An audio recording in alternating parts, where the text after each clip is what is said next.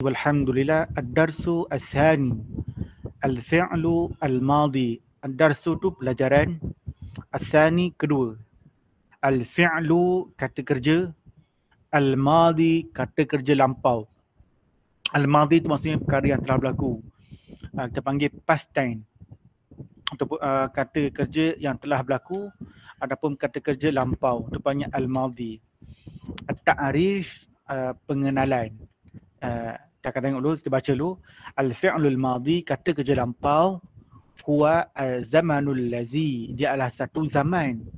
Al-lazi yang mada qabla zaman takallum, yang menceritakan suatu perkara sebelum perkara itu dah berlaku.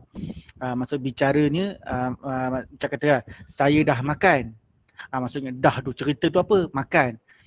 Tapi qabla zaman, maksudnya mada qabla zaman, sebelum berlaku. Telah berlaku. Jadi telah makan. Jadi contoh lain tu macam tadi lah. Saya telah makan. Kita ambil bahasa Melayu dulu. Saya telah makan. Ini yang kita nak faham, maksudnya telah di sini. Kalau bahasa Melayu kita tulis saya makan, boleh faham makna sedang makan dan bagaimana. Tapi bahasa Arab ni kita akan sebut bahasa Melayu sebut telah makan, bermakna itu ada al-fi'lu al-madi. Ini makna fi'l madi lah yang merah ni. Dalam masa yang sama, dalam fi'l madi saya tambahkan sikit, ada yang menunjuk perkara yang dekat, qariban, kana au ba'idan. Boleh jadi dia tunjukkan contohnya qariban tu dekat, ba'idan tu jauh. Boleh kata saya telah makan tadi. Macam tu. Maksudnya tu qariban dekat. Kalau ba'idan kita boleh kata dahulu saya telah makan. Contohnya beginilah. Jadi ada makna dekat, ada makna jauh. Yang paling penting perkataan telah ni ada. Itu. Perkataan telah ni ada. Okey Okey, kita akan tengok dulu. Kita nak tengok perjalanan dia, bagaimana cara dia. Jadi kalau bahasa Arab ni saya tak bahasa Arab dekat sini. Kita guna perkataan satu je. Akal tu, saya tak baris. Akal tu. Bila akal tu bermaksud saya telah makan. Cuba pelajar-pelajar perhati baik kan. Kalau bahasa Melayu kita letak 4 perkataan. Saya telah makan tadi, contohnya lah. Tapi bahasa Arab satu perkataan saja. Tu kita tengok dalam kita baca cerita tadi, terjemahan dia kadang panjang. Perkataan dia jadi panjang. Tapi sebenarnya satu perkataan saja. Satu perkataan je bahasa Arab. Ini satu tu. Kita tengok lain. Al-amsilah. Kita tengok yang kedua. Al-amsilatu lil fi'lil madi. Contoh li bagi fi'li kata kerja, al-madi kata kerja lampau. Okey, pelajar-pelajar dah hafal kita dah hafal ad-dhamir. Jadi bila dah hafal dhamir, jangan kita nak guna pula macam mana nak guna dia punya contoh. Kerana itu saya pernah terangkan dahulu, pentingnya kita hafal. Saya letak sini, di sini. Okey, sini ad-dhamir. Okey, sini al-fi'lul madi. Okey, ad-dhamir al-fi'lul madi. Dhamir kita dah hafal dah minggu lepas tu. Dhamir mufassir. Kita dah hafal. Okey, saya atas sikit. Okey.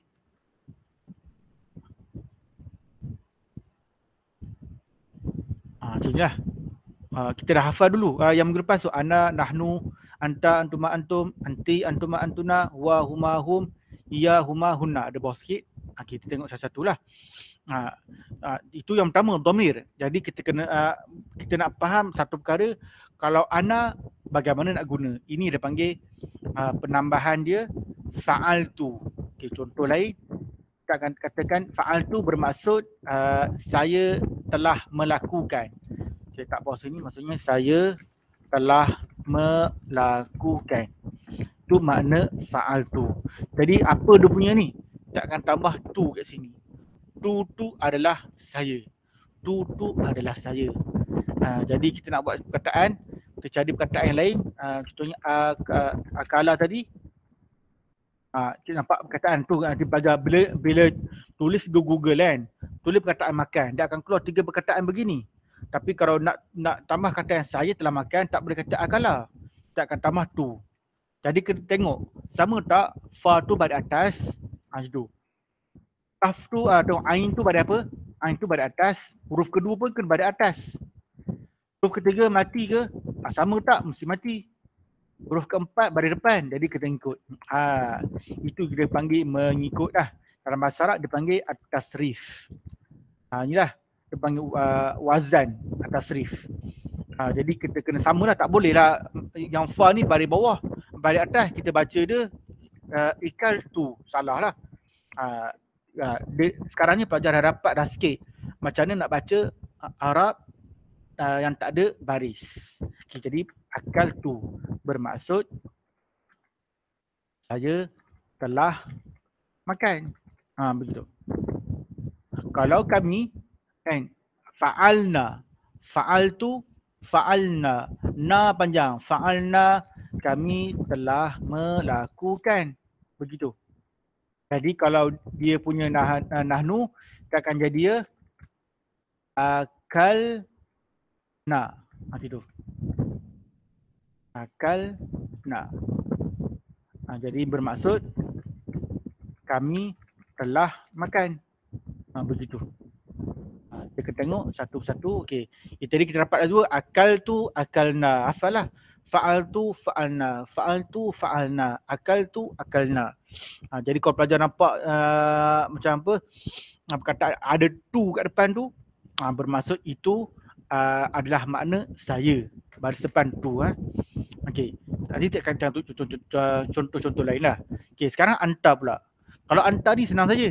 Dia akan pakai ta. Begitu. Jadi fa'alta bermaksud kan anta tu awak. Jadi awak telah melakukan. Begitu. Kalau nak kata awak telah makan, jadi kita akan tulis akal ta. Begitu. Jadi bermaksud awak telah makan. Begitu. Okay, kalau antuma, dia akan jadi fa'altuma. Bermaksud awak berdua, kan antuma tu dua orang. Jadi awak berdua lelaki telah melakukan. Bahasa Melayu. Bahasa Arab satu perkataan je. Bahasa Melayu 5 perkataan. Jadi kalau bahasa Arab tadi, kalau akal tadi, jadi akal tuma. Mesti sama je. Tak boleh ubah baris. Kalau huruf huruf fa ni baris atas, huruf pertama, masa huruf ni pun kena baris atas. Kena sama. Kena sama. Fa'al tuma, akal tuma, mesti sama. Jadi awak berdua telah makan. Awak berdua lelaki telah makan. Begitu. Okey, tengok yang terakhir. Yang lepas anta, antum. Kita tengok kat sini. Kejap. Kalau fa'altum bermaksud awak ramai lelaki telah melakukan. Begitu. Jadi kita nak guna sama, kita ambil balik hingkup. Ini kita kena buang tengok. Kan mim ni mati. Jadi kita kena buang mim. Jadi akal tum.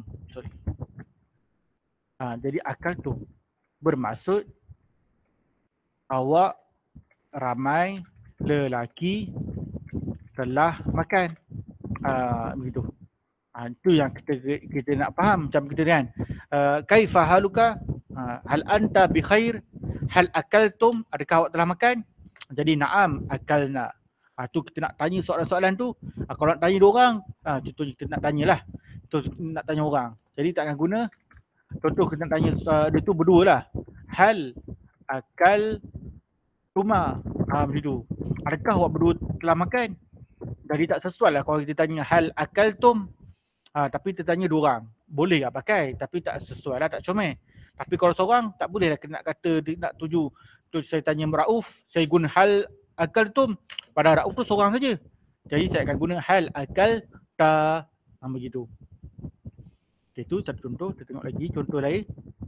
Okay, tak apa. Tadi kita buat latihan, insyaAllah pelajar akan faham dah. Nanti saya akan tunjuk cara-cara dia dah.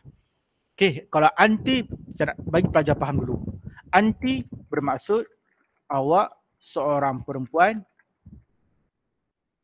telah melakukan. Okay, sekarang kenapa anti? Anti tu awak. Jadi dia punya T sini. Mesti sama.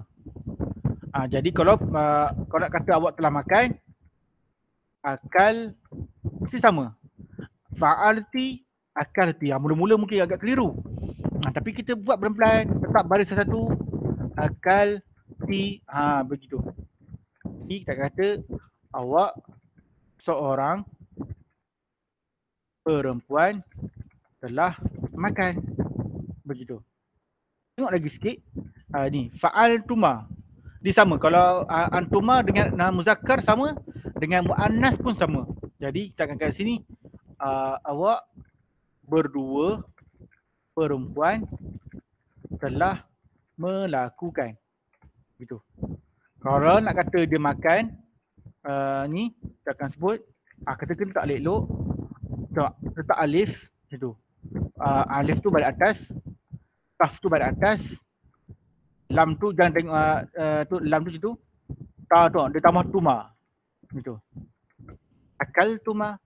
Jadi awak berdua perempuan telah makan. Masuk dulu kan ada seorang kita tanya, okey, awak berdua telah makan. Jadi nak kata ramai pula. Ramai pula. Jadi fa'al tunna. Awak ramai perempuan telah melakukan. Begitu. Jadi kalau nak kena kita akan tambah tunna ke sini. Tunna. Kalau yang muzakkar tum. Jadi akal tunna. Mesti sama. Huruf tak mesti sama, tapi yang hujung tu mesti sama. Okey. Mati kan? Akal tunna bermaksud awak ramai perempuan telah makan. Tambah sikit lagi. Okey. Ni kita ada 3 lagi. Okey, sekarang ni huwa pula. Kalau huwa ni kita belajar dulu. Huwa tu bermaksud dia seorang lelaki. Jadi kita akan buat dia, kalau fa'ala, dia seorang lelaki telah melakukan. Begitu. Ini saya bagi tahu ni pelajar ni bagi faham dulu. Dan bila pelajar dah faham, pelajar dah tahu sikit makna dia, pada akhir bab nanti insyaAllah kita akan belajar macam mana nak buat ayat. Cuma ni pelajar kena ingat dulu. Kalau boleh hafal dulu. Kalau huwa tu macam mana bentuk dia, kalau huma apa bentuk dia, antum bentuk dia apa, bagi kita faham. Dan kalau boleh hafal itu lebih baik. Itu yang pertama. Jadi kita akan tengok kalau fa'alah,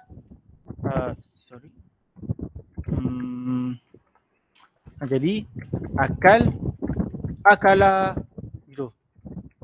Sama ya, fa'ala, baris dia sama, baris dia sama, akala. Jadi bermaksud dia seorang lelaki telah makan. Begitu. Kalau huma tadi 2 orang. Jadi dikatakan mereka berdua ni, kalau huwa, huma, hum, dia tak ada depan kita. Dia bukan ada depan kita. Cerita orang lain. Jadi kita kata mereka berdua lelaki telah melakukan. Begitu. Tadi dia tambah alif. Fa'ala. Jadi kita akan baca panjang sikit. Jadi akala. Gitu, tambah alif. Tetap baris. Akala. Jangan baca akala. Ada alif panjang sikit. Macam kita baca mat dah. Mat asli tu. Macam mat asli. Tapi Arab panggil huruf inilah. Jadi mereka berdua lelaki telah makan. Begitu. Pergi bawah lagi, ada sikit lagi. Sebelum kita pergi, bagi pelajar jelas lagi. Okey, nak kata ramai pula. Wa, huma, hum. Jadi kita akan letak fa'alu tambah waw alif. Jadi kita akan kata mereka semua lelaki telah melakukan. Begitu. Kalau nak kata mereka semua telah makan, kita akan tambah waw alif lah. Akalu, begitu. Sebab waw tu baris depan. Akalu bermaksud mereka semua lelaki telah makan. Gitu. Okay. Sikit lagi. Lagi 3. Kalau nak kata dia perempuan, dia pula hiya. Jadi fa'alat. Fa'alat. Dia seorang perempuan telah melakukan. Begitu. Itu fa'alat. Melakukan. Kalau nak kata dia seorang perempuan telah makan, kita akan letak